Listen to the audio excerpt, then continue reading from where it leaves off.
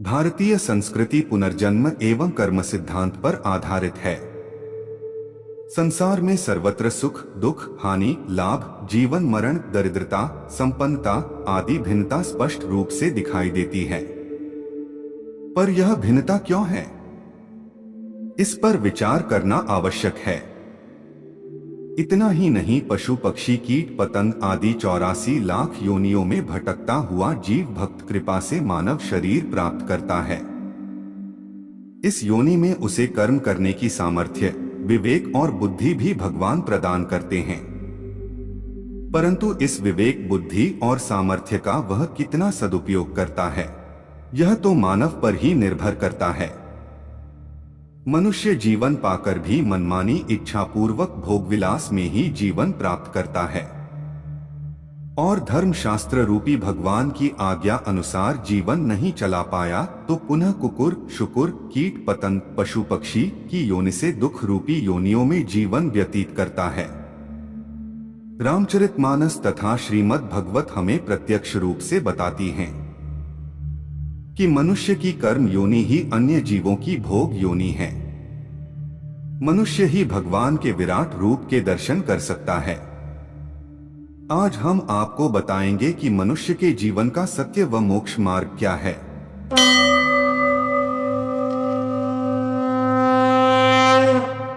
त्वमेव माता च पिता त्वमेव, त्वमेव बंधुश्च सखा त्वमेव, त्वमेव विद्या द्रविण त्वमेव, त्वमेव सर्व मम देवदेव। श्री विष्णु भगवान रूपी वृक्ष सर्वश्रेष्ठ है। भगवान रूपी वृक्ष का धर्म ही दृढ़ मूल है, जिसमें वेद शाखाएं हैं, यज्ञ फूल हैं और मोक्ष फल हैं। हम ऐसे विष्णु भगवान को प्रणाम करते हैं। सांसारिक मोह के कारण ही मनुष्य मैं क्या करूं और क्या नहीं करूं इस दुविधा में फंसकर कर्तव्य युक्त हो जाता है। अतः मोह या सुखों के वशीभूत हो जाता है। शरीर नाशवान है और उसे जानने वाला शरीरी अविनाशी है। इस विवेक को महत्व देना और अपने कर्तव्य का पालन करना परम मनुष्य का धर्म है। मनुष्य को अनुकूल प्रतिकूल परिस्थिति के आने पर सुखी या दुखी नहीं होना चाहिए, क्योंकि इनसे सुखी या दुखी होने वाला मनुष्य संसार से उठकर परम आनंद का अनुभव नहीं कर सकता। सब कुछ भगवान ही हैं, ऐसा स्वीकार कर लेना सर्वश्रेष्ठ साधन है। जैसे कि भगवान श्री राम ने कहा है, सबकी ममता ताक बटोरी, मम पद मन ही बांध बरी डोरी, समदर्शी इच्छा कछुना ही हर्ष शोक भय नहीं मन माही। इसका भावार्थ है, इन सब के मोह माया रूपी धागों को बटोरकर और उन सब की एक डोरी बनाकर उसके द्वारा जो अपने मन को मेरे चरणों में बांध देता है, सारे सांसारिक संबंधों का केंद्र मुझे बना लेता है। जो पारदर्शी है, जिसे कुछ इच्छा नहीं है और जिसके मन में हर्ष, शोक और भय नहीं है, वह मुझे प्राप्त होता है। सभी मनुष्य भगवान की प्राप्ति के अधिकारी हैं, चाहे वे किसी भी वर्ण, आश्रम, संप्रदाय, देश आदि के क्यों न हो। जो भक्त शरीर, इंद्रियां, मन, बुद्धि सहित अपने आप को भगवान को समर्पण कर देता है, वह भगवान को प्रिय होता है। जैसे कि विभीषण इन वाक्यों का प्रत्यक्ष उदाहरण है। वह इस प्रकार है, विभीषण का राक्षस शरीर होते हुए भी भगवान श्री राम ने उनके ऊपर अपनी अति कृपा करके अपने श्री चरणों में शरण दी। विभीषण तो लंका नगरी में ऐसे रहते थे जैसे दांतों के बीच में जीभ। भगवान श्री राम तो है ही इतने दयालु की अधीन जात की होते हुए भी शबरी को भवसागर से पार उतार दिया। अंतकाले च मामेव स्मरन् मुक्त्वा कलेवरम, यह प्रयाति समद्भावन याति नास्त्यत्र संशयः।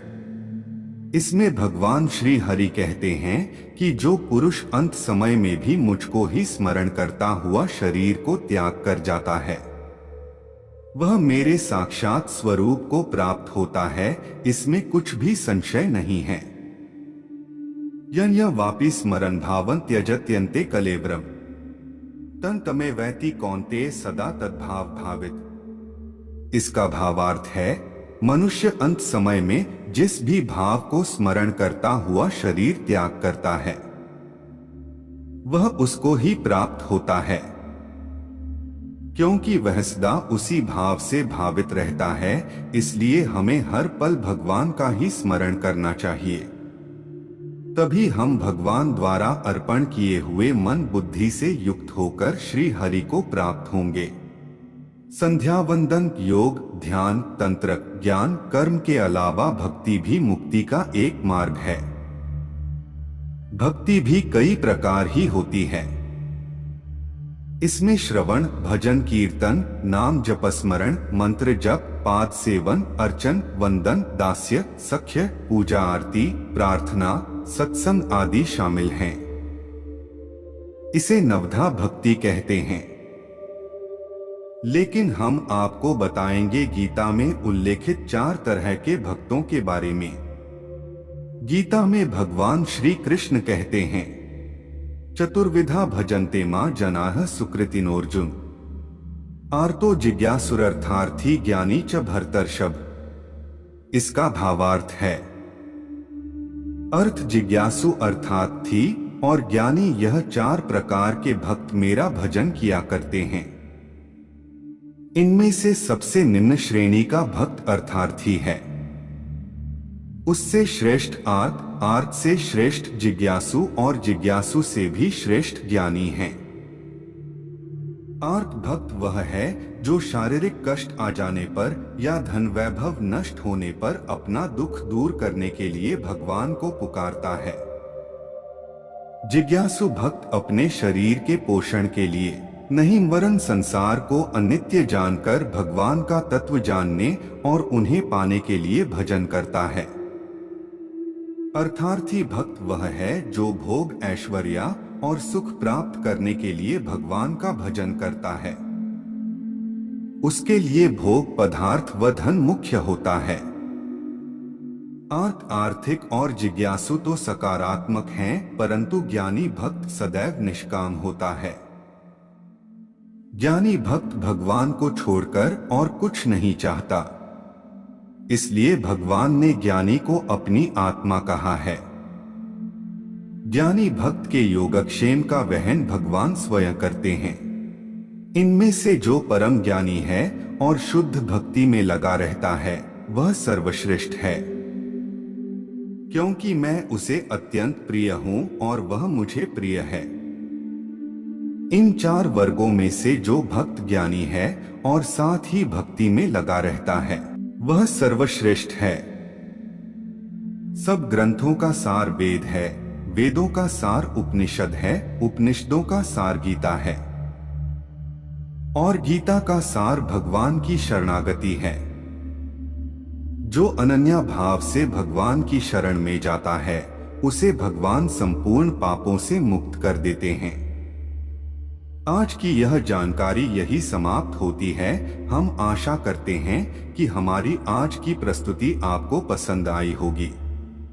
अपने विचार हम सभी के समक्ष अभिव्यक्त करने के लिए कमेंट करें, वीडियो को शेयर करें व चैनल को सब्सक्राइब करें। जल्द ही मुलाकात होगी ऐसी ही ज्ञानवर्धक वीडियो के साथ। तब तक के लिए जय श्री कृष्णा।